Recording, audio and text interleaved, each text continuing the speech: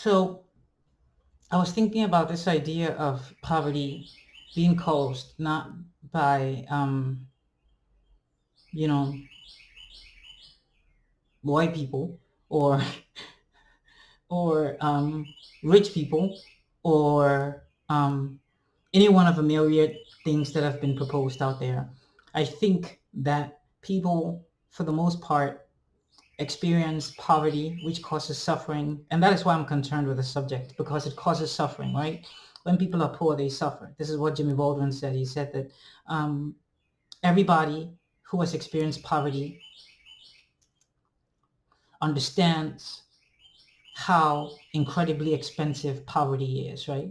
Now, that is an interesting thing to say. But then, and I don't know, he says this back in the 60s, and then the economists, they go into the communities and they do the research, and they discover that indeed, that poor people pay more for food, poor people um, pay more basically for everything, right?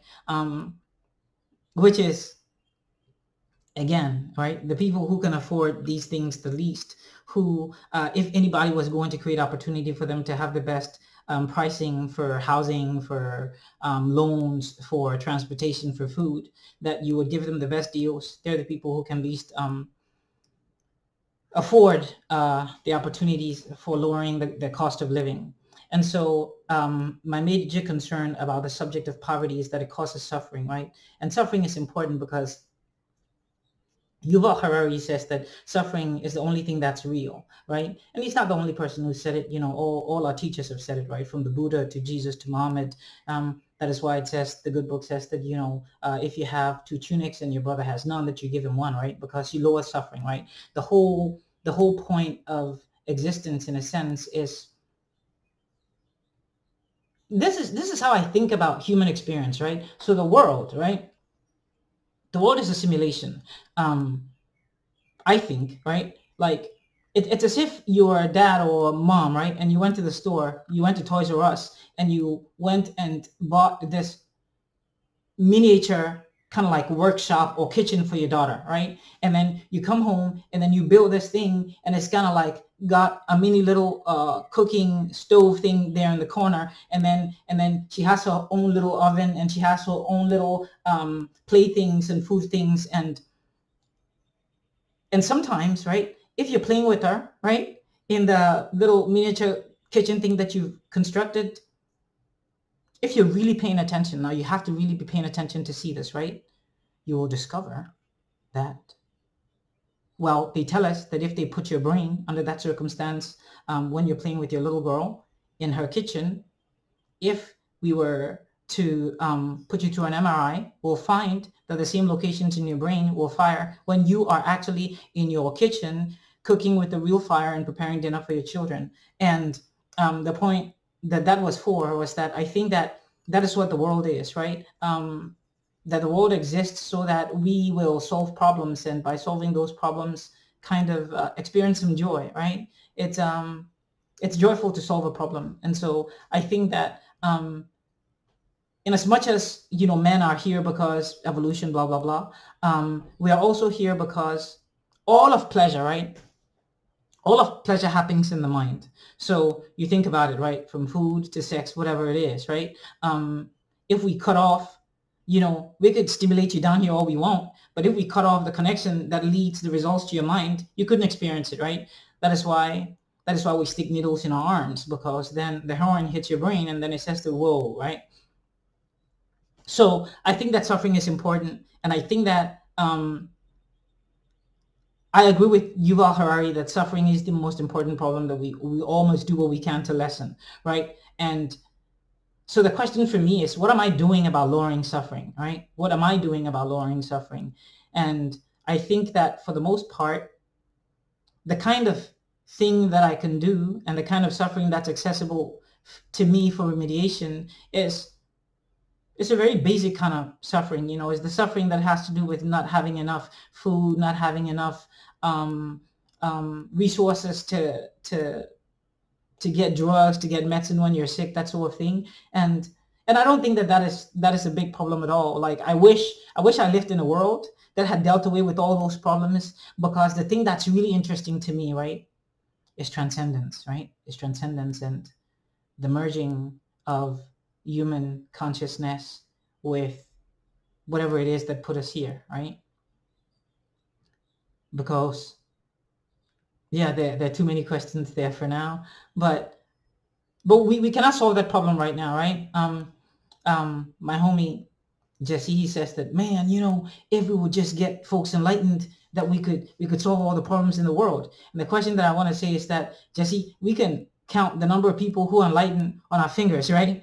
That is why they all started religions, right? And they didn't start religions, right? Everybody around them turned them into icons of religion, right? From Jesus to the Buddha to Muhammad to Confucius, and whoever else you can name, right? These people who found a peace that surpasses all understanding.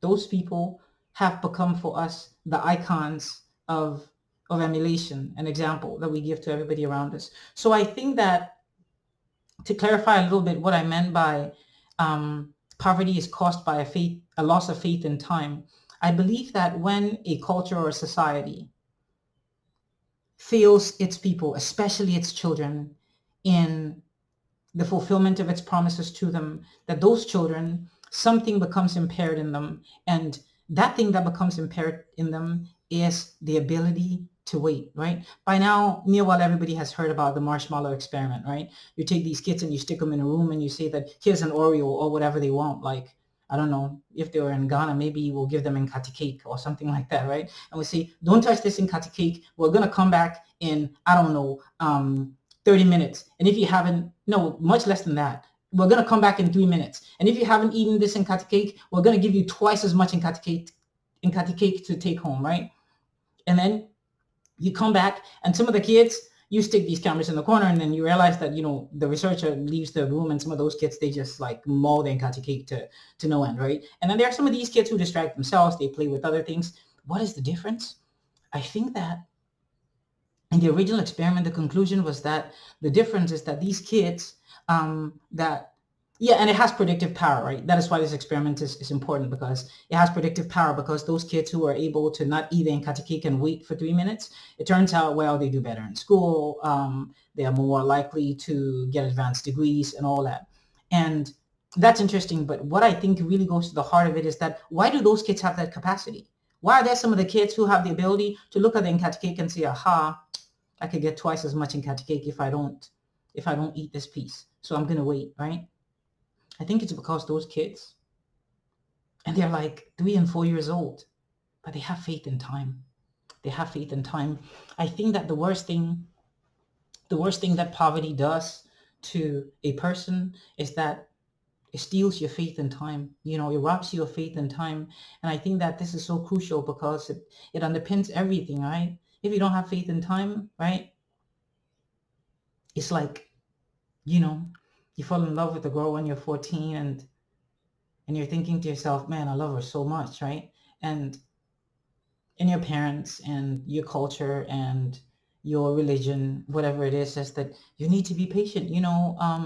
Don't go play no hanky panky because you get into trouble, right? And you're thinking to yourself, but I love her, and we know how this one ends, right? You go play hanky panky and then it's all fun and games until somebody gets pregnant, right? And then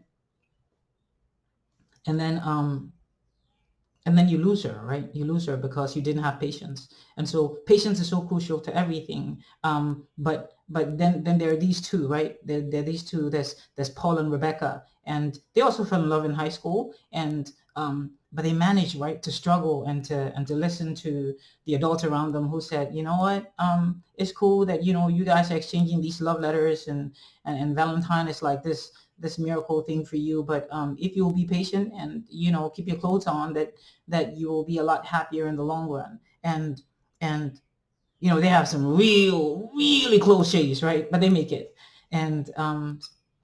And we see it, right? They're happier, they have that beautiful family. And here's Charles, right? And here's Charles and Amasewa, right? Charles and Amasewa, they say, man, we're so in love. Screw these adults. They had their fun. Why should they control us? And so, homie gets and next thing you know, you've got little Jimmy out here, and he needs food and he needs caretaking, and soon enough the whole project gets shelved, right? That relationship just about 9 times out of 10 never materializes, and it doesn't go anywhere. So I think that it's really crucial for us to understand what it means for a person to be patient, and especially for young people, because yeah, sure, we can solve this problem upstream too. We can help high schoolers and people in college and all the rest of it. But by that level, it's so difficult, right? Because all these habits have become kind of like entrenched, and it's a nightmare. But I feel like if we could just help the children, right?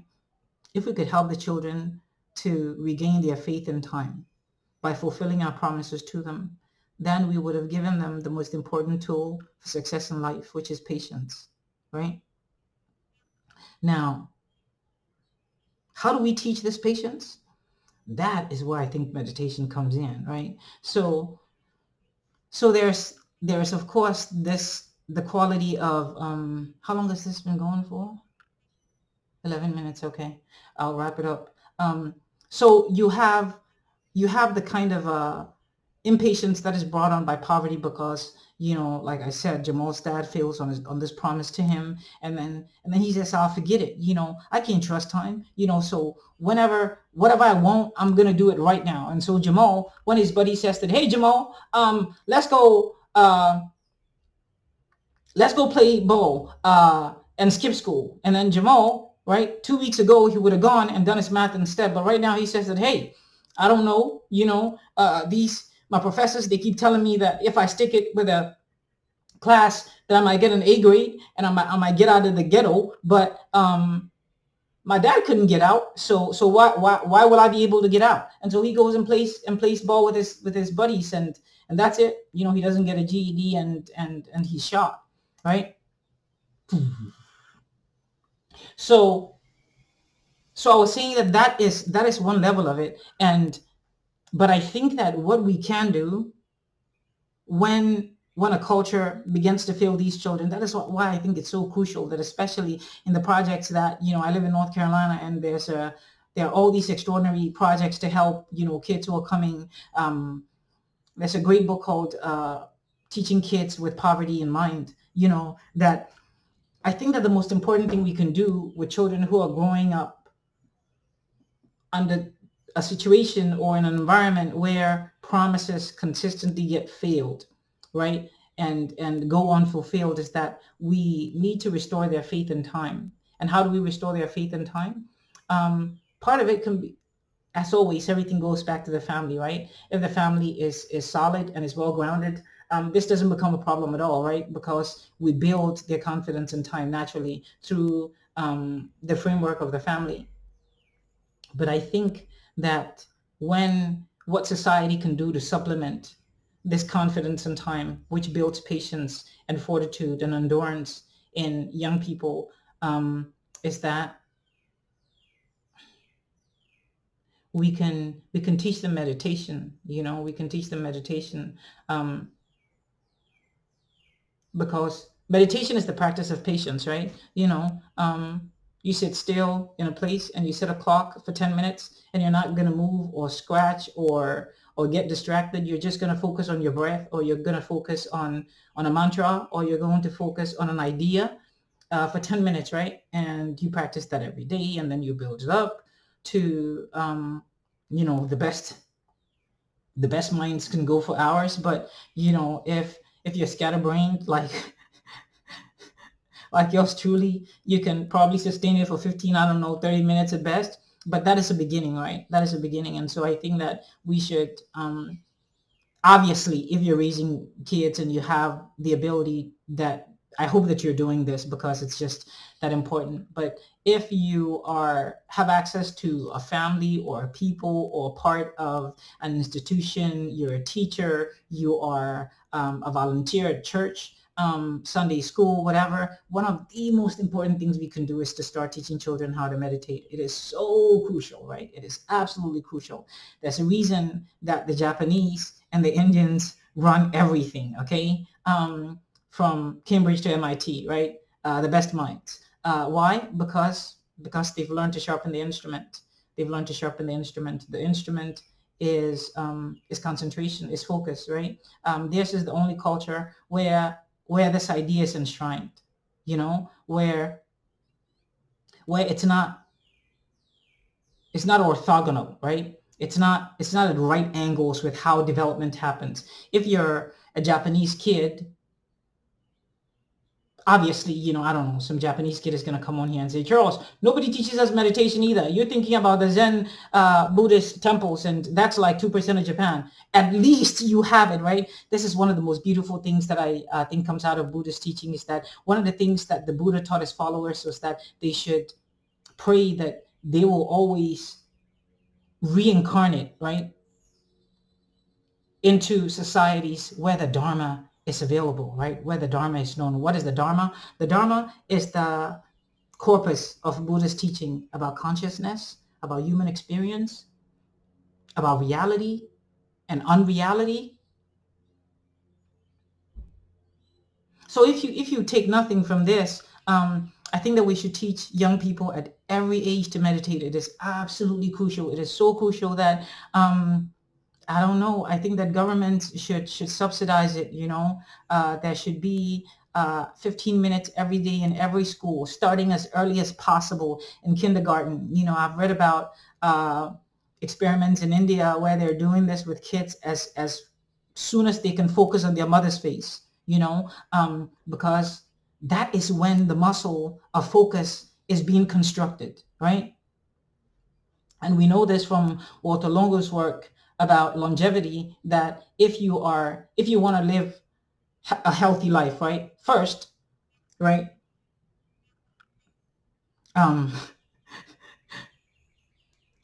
Two things that all the literature shows will increase longevity: castration and starvation. I said, what? Is anybody else up there? So I think that if you're raising children, absolutely. I mean, start with whatever they can bear. If they can only endure 2 minutes, you need to find a time and a place. And part of it is carving out this environment that is amenable to this, right? So if a noisy kitchen is not amenable to focus and concentration, right? But if you have like this is called a miswak, by the way, right? In West Africa, we call it sokodia, right? I chew it every morning and every night. In the Middle East, they call it miswak. It's wonderful. It's like a toothbrush, but you can chew it all day long. So I think that to end poverty, right, especially in the places where it's most endemic, we need to do two things. The first thing we need to do is we need to fulfill our promises to children. We need to fulfill our promises to children. It is absolutely crucial. That is how they build faith in time. If we fulfill our promises to children, they will come through. And how do we fulfill these promises to these children? We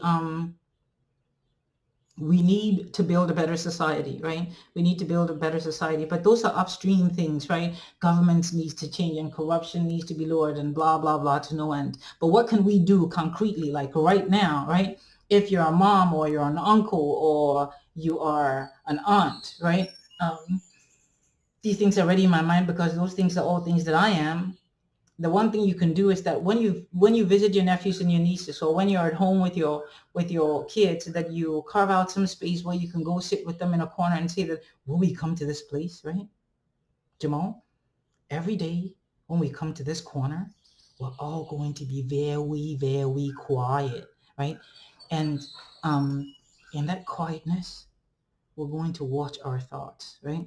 Because what you learn once you begin to meditate is that you can put distance between yourself and all the things that control you, right?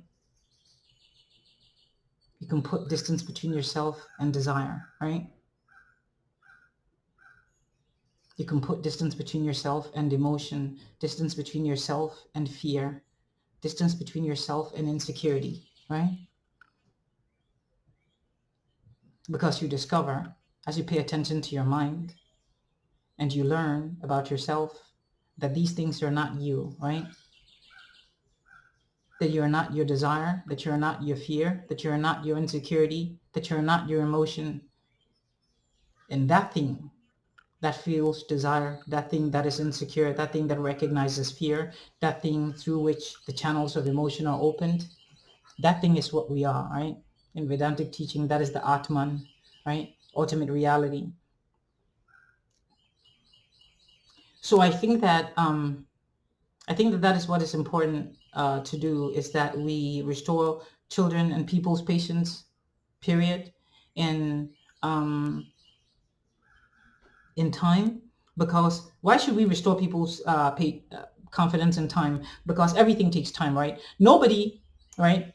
By now also nearly everybody has heard about a 10,000 hour rule, right? You know, you play the violin for 10,000 hours, you are in the top 10% in the world. You play basketball for 10,000 hours, you are going to be in the top 10%. You study calculus for 10,000 hours, you are going to be Andrew Weil, and you're going to solve Fermat's final theorem, and all the rest of it, right? And so if you see a culture or a community or society that is poor, this is a culture, a society, or a community where people don't have faith in time. And how do we know they don't have faith in time? They never apply themselves. Why don't they apply themselves? Because that culture and that environment has made it difficult to trust that if I commit myself to doing something for a week, for 2 weeks, for a month, for 6 months, for a year, for 10 years, that something worthwhile will emerge from it.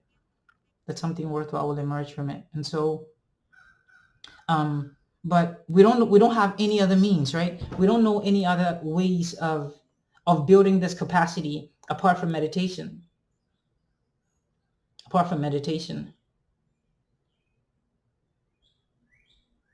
And I talked to my friend who are Christian, and I grew up Catholic, and I don't know why we're so intimidated by the idea that something can come out of a culture that is not part of the Christian tradition. The Indians, they have been thinking about this for millennia, man. It's just like anything else. The Persians, the Iranians, they have been weaving carpets for millennia, and they make the best carpets in the world. I know this because I know Shoku, right? And it's just incredible the things that they can do with wool and dyes and saffron and all the rest of it, right? And nobody should be ashamed of taking something that is not part of their inheritance and weaving it into it, right? Isn't it beautiful to think about it that way? So you take, like me, right? This stick that I'm chewing, it comes out of West Africa, and if you live in America and all you've known is a toothbrush, and then you see a kid chewing this over here at Haynes Park, I think it's cool to ask, hey, what's that thing you're chewing? And not to imagine that it's something backward or something, I don't know, right? It's valuable. It's incredible, right? Because we know that you chew this little thing and the saliva, it digests all the sugar that's around your mouth, and then you have better oral health, and oral hygiene is so important because the teeth, which is the hardest thing in the body, is the only thing that rots, right? It's quite remarkable. So yeah, we need to restore people's faith in time, and we're going to do that by meditation. And don't worry about what kind of meditation. Just start with sitting still with them, and whatever you promise them at the end of the meditation you're going to do, you need to do, right? You need to fulfill.